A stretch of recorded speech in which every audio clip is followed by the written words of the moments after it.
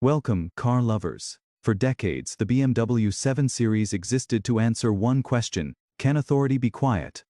Now, in 2026, BMW faces a far more dangerous one after years of ridicule, screenshots, and stubborn defense. Did they finally fix the grille? Or is this simply the same provocation, better defended? Let us be honest immediately before the comments decide for us. The grille is still large. You will still notice it from half a parking lot away. But it is no longer the first thing you argue with, and that alone tells us something important has changed. BMW did not wake up nostalgic. They woke up bruised.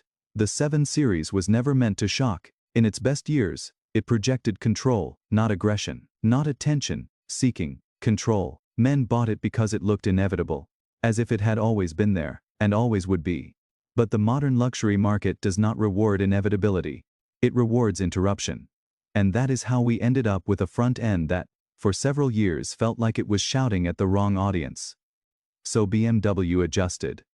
Not a retreat, a recalibration. The 2026 7 Series does not apologize for its size, but it finally respects proportion. The grille is wider and lower. The headlights no longer look startled, as though surprised by their own reflection. The face now reads as a single expression, not a collection of arguments. It still wants to be noticed, but it no longer feels angry about it. Here is the first hard reset, and it matters. This car looks better in motion than it does in still images. That alone explains why so many opinions softened once people saw it rolling past them, rather than frozen on a phone screen. Walk toward it and the presence becomes clearer. The hood is long, deliberate.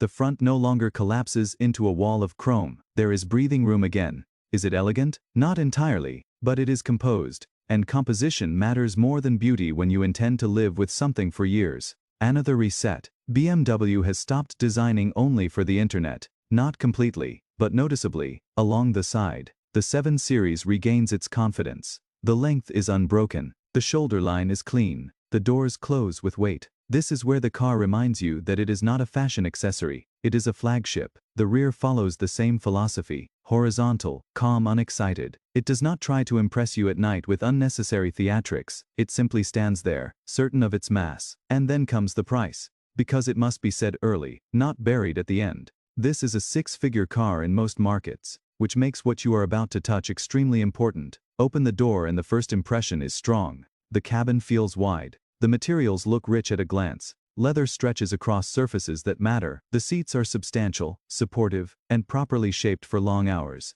Not short demonstrations. This is good. This is expected. Then your hand finds the wood. And this is where the conversation changes tone. Some of it is real, some of it is not. And you will know immediately which is which. In a car at this price, that should never happen. This is not a minor detail. This is emotional betrayal. Because buyers in this segment are not paying for novelty. They are paying for honesty. Here is the interruption BMW did not want. A flagship should never feel clever. It should feel sincere.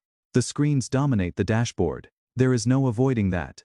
One long digital sweep replaces what used to be clarity. It is sharp. It is fast. It is technically impressive. It is also demanding. Menus are layered. Functions are hidden. You do not learn this system. You negotiate with it. BMW deserves credit for keeping physical buttons where they matter. Climate controls, volume, seat adjustments. These are not nostalgic gestures. They are survival tools for daily use. Before we go further inside, let us plant a hook that will matter later, because there is something this car does on the road that will either impress you deeply or quietly irritate you every single day, and it has nothing to do with speed. Now, the rear seat. This is where BMW is clearly hunting Mercedes customers. Legroom is abundant. The seats recline generously. The materials feel calmer back here, as though the designers knew where the money would be spent. And then the screen descends from the roof like a private theater curtain. It is dramatic. It is sharp. It will impress passengers exactly once. And that leads to a blunt question worth asking out loud. Is this luxury, or is this proof? Because luxury that needs to prove itself often forgets how to age.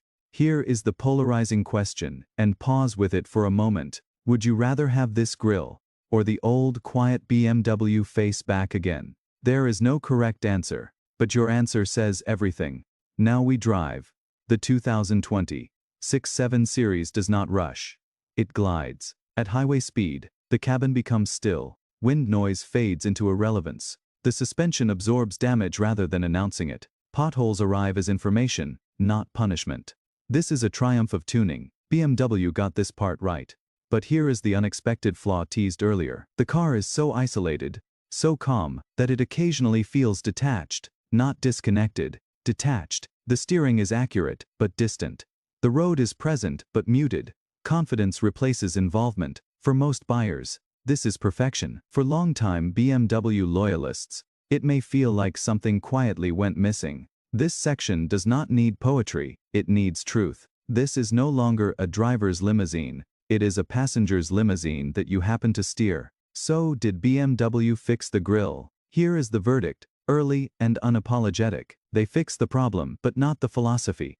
The 2026 7 Series is better. It is calmer. It is more resolved. It no longer feels like a design experiment conducted on loyal customers. But it is still a product of an era that believes luxury must announce itself. This is a formidable machine, an engineering marvel in comfort, silence and scale. But it is not timeless. It will not quietly mature into reverence. It will always carry the fingerprint of its moment. And that brings us to the final loop, the one that should bother you just enough to stay engaged. If this car had worn a smaller grille, real wood everywhere, and fewer screens, would anyone under 40 have noticed it at all? BMW chose relevance over restraint. And in doing so, they built a car that many will admire. Some will love, and a few will never forgive. Now check the comments. Because the argument is far from over.